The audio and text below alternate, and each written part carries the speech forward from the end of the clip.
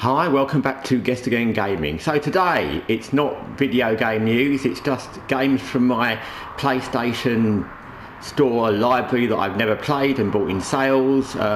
If you go back into this channel for quite a while, you'll find that I actually used to play games much more than give news, but I found that there's so much gaming news that I kind of like to talk about gaming news as well.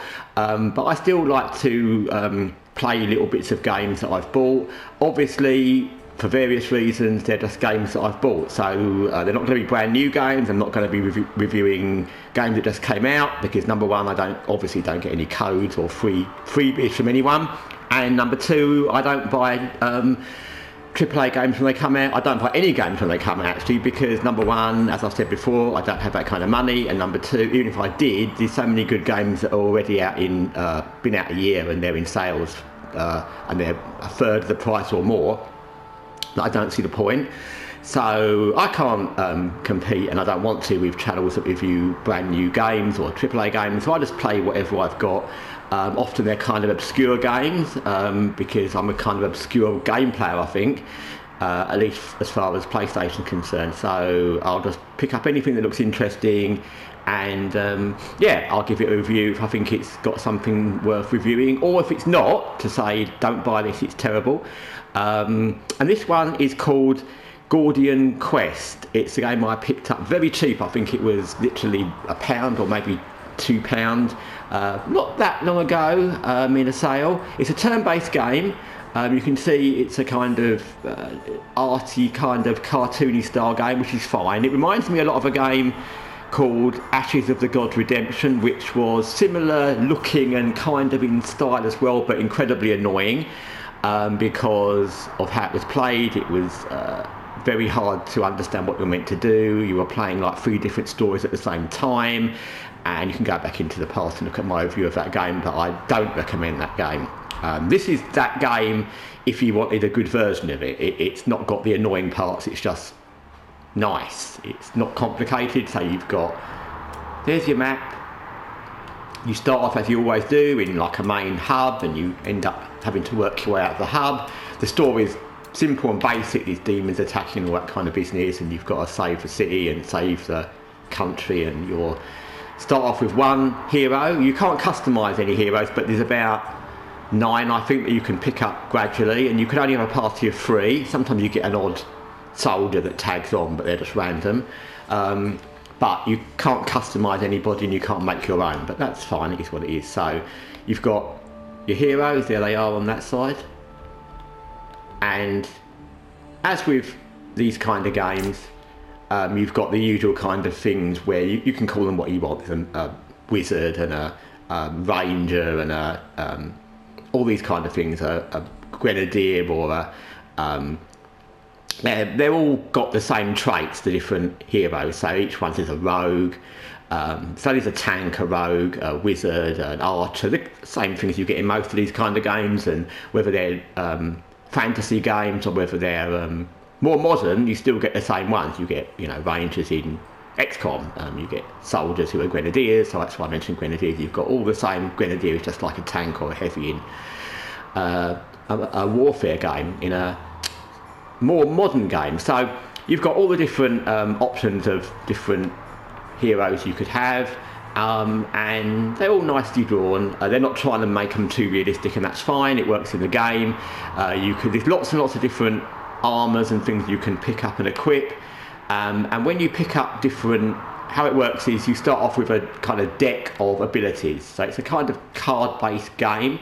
You get a deck of abilities that you can use, and this part of it reminds me of another game called Neoverse, actually, which I liked a lot. That was a nice kind of basic-y card-based kind of game, and this reminds me of Neoverse in that sense. So there's little bits of this game that are different games. Like I said, Ashes of God's Redemption is a game I didn't like, but it reminds me of that in a good way. And Neoverse is a game I did like, and it's got that kind of card-based thing that reminds me a lot of, actually. I've not played that many card-based games, so there's probably others. I think there's one called Thronebreaker that I played a lot. Anyway, so yeah, you get cards to start with as a deck. You can pick your deck when you pick a hero. I think you've got 3 options, and then as you go along in the game, you pick up either by killing enemies, or by things you find, or by different armors. Different armors give you different, there you go, that armor gives you that card. So different armor, some give you buffs and things, some give you cards. Yeah, that one gives you a card as well. So that's how that works. So it's all pretty straightforward. The map is pretty straightforward. You've got, as you can see, you've got main bits where you can do something that needs to be done in your quest. You've got these little areas where there's an enemy you've got to go through to get to somewhere else. That's obviously where you can pick up some health, etc, etc. So that's all good. If we just go there, and I will show you how combat looks, because I'm only going to do one little video about this game. Not because it's a bad game, not because I don't enjoy it, and I played it a good little bit. It's one of those games where I'd say it's not a game you're going to be, well, I can't say for me, it's not a game that I'm going to be invested in playing all the time, often. It's not that kind of game, but it's a game that you can easily pick up again and drop into. I don't think I've played this for a couple of weeks, and it's easy to just drop into and remember, because it's simple. So the only thing I will say about this game is it hasn't got more than one save option. So if you start a new run, you're cancelling your old run, as far as I can see, which is, I hate, actually one of my pet peeves in all gaming is where you don't have enough saves. I get games where you can't save where you want. I don't always like it, but I understand in some games where saving where you want will spoil the game. Genesis Alpha 1 is a good example, because that game can go wrong so quickly. If you could just save wherever you want, there'd be no point to the game. So I don't generally like not being able to save when you want, but I get it in some games. But what I really hate is games that have limited save options generally. Watch Dogs Legion only has 3, which is incredibly annoying, because I'd be playing 10 different playthroughs if I could, and this only has 1, so that's annoying. I don't like that. But anyway, apart from that, there you go. You've got your battle area, which is, if you've played any turn-based games at all, this kind of turn-based games. As far as I'm concerned, there's 2 types of turn-based games. Well, actually there's 3. There's the type like XCOM, Phantom Doctrine, where you can run around anywhere you want, and you can place your soldiers or group or agents where you want in a game. It's a big map. Then there's games like this where they all line up together and they're just in this kind of group. Where you just take turns and they're all facing each other and there's no stealth or anything like that. And then the other one is those CRPG things like Divinity Original Sin, which I've covered a lot, which I found that for various reasons, and again you can go back and watch all the videos about that, they don't really agree with me for various reasons. But anyway, so this is one of these ones where you're just sort of on a basic map and you're all facing each other, which is fine for what it is. There you go, you take turns, obviously. You can see from the left whose turn it is. You can do the normal things you do. Again, it reminds me a lot of Neoverse, and I really enjoyed that game. It's a simple game, but I recommend that if you like these kind of games. So you get normal things, you can guard, you can use a team shield. Different people have more attack abilities, as with normal in most games. Some are healers, some are attackers, some are ranged, some are not. So we can use Scalding Sand on him, and we'll use that, and then we can do it again, and we'll do that. And then we'll deflect in case someone tries to attack us, although we're behind somebody, so we're probably alright.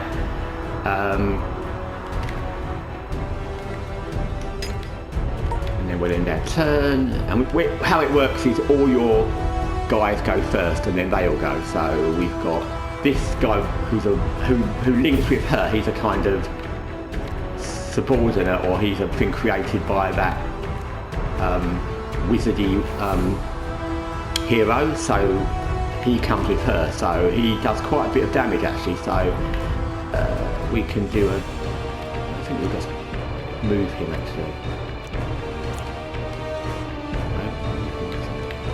Oh, actually I can't move him, there's some pile of rocks there. Okay, we'll just for the purposes of this video, we'll just wait. You don't generally need to move. There's lots of cards where you can swap around people and switch positions. There you go, shift is one. But you don't generally need to move people around too much, I've found. And how it generally works is you can only attack people that are directly facing you or slightly to one side. So for example, he would be able to attack somebody over there because it's the wrong angle. That's how it usually works. So we'll end his turn. So he's in a position where he's going to fight. You end up actually with most of these games, the ones that are weaker, you'll want to put them behind the more tough tank units. So he's a kind of rogue character, but he's got some good things. So we'll attack him like that. And we've got another. No, what we'll do. We could lure somebody. We can shift. We haven't got any defense ones, which is a bit annoying.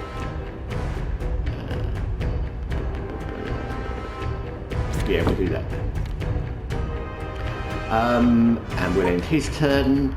Then we've got her, who's the kind of warrior, ranger. No, more of a warrior. So she's got quite a lot of attacks. So we'll do that. The animations are good for what they are. Like I said, it's not glitzy like XCOM 2, but and you've got quite a lot of these buffs, and then I'll just enter her turn so you can see how the enemies behave. They'll do their thing. It's not a difficult game, but it's not a simple game, I would say, to play. So to get into it, it took a little bit of time to kind of work out what I was meant to do and how to do it. Possibly that's because I'm a dummy, possibly that's because of the way the game doesn't explain it quite well, and possibly because I'm used to playing games like XCOM and those kind of games too much. But it's once you get it, you got it, it's what it is. I found that the combat is very fair. I wouldn't say it's easy, I wouldn't say it's difficult, it's pretty fair. If you make a mistake, you end up paying for it. Oh, I like that, we'll do that. Yeah, if you make a mistake, you end up paying for it, but that's fair because it's your mistake. And if you know what you're doing and you don't make mistakes, you'll usually be fine. So do that, and that's the game basically. I mean, there's a lot more to it. I'm out of the main hub city area, and that took a while to get through. There's quite a lot of little missions and main missions there. You've got to do quite a lot of things. That's with most games, whether they're turn-based or not. You have to do quite a lot of things in different areas to unlock the armourer and the place you can heal up and that. So there's quite a few little missions you do in there, and then you've got to actually, if you saw the map at the beginning, to travel anywhere you have to travel along a roads, and you have to go past little icons. You saw it on the map where there's little enemy areas, so you have to fight quite a lot just to get out of the main hub city area to start with, and I'm out of that now. I'm on my way to do part of the main mission, and I've enjoyed this. Like I said, I've not played it for a couple of weeks. I played it off and on for a week or so, not all the time, but you know, bits and pieces, now here and now there. And it's a game that I can see me A, dropping into again for a couple of hours every so often, or B, depending on what comes along, completely forgetting about, not because there's anything wrong with the game, but because it's not amazing in any way, and that's not an insult to the game. It's fun, it's nice, it's simple, it's well done, but when you've got other turn-based games like Other Side or Phantom Doctrine or XCOM and these other things, Phoenix Point, whatever, then there's other games that are more interesting to me if I want a turn-based game. But what I would say is a game that I would drop into as a simple game. It's a nice, basic, simple game where you don't need to worry too much about consequences. Like I said, you can't save, so if things happen, they happen, but as far as I've seen so far, no one dies permanently. So if you get one of your heroes killed in this, they go back to the main hub and they can heal up, and you lose a battle if all your heroes die, but they don't die permanently. So anyway, that's Gordian Quest. It's a game I've enjoyed. It's a game I'd recommend for a couple of pounds, a couple of dollars. And it's a well done game. It's a game that's not going to be compared to the best turn-based games in my opinion, but every game is an XCOM 2 or Other Side or Phantom Doctrine or Phoenix Point. It's a basic, simple turn-based game. If you like basic, simple turn-based games, it's nicely done, the animations are nice, it's simple to understand, and it's pretty fun. So that's Gordian Quest. Thanks for watching Guessagaingaming. Till next time, take care for now.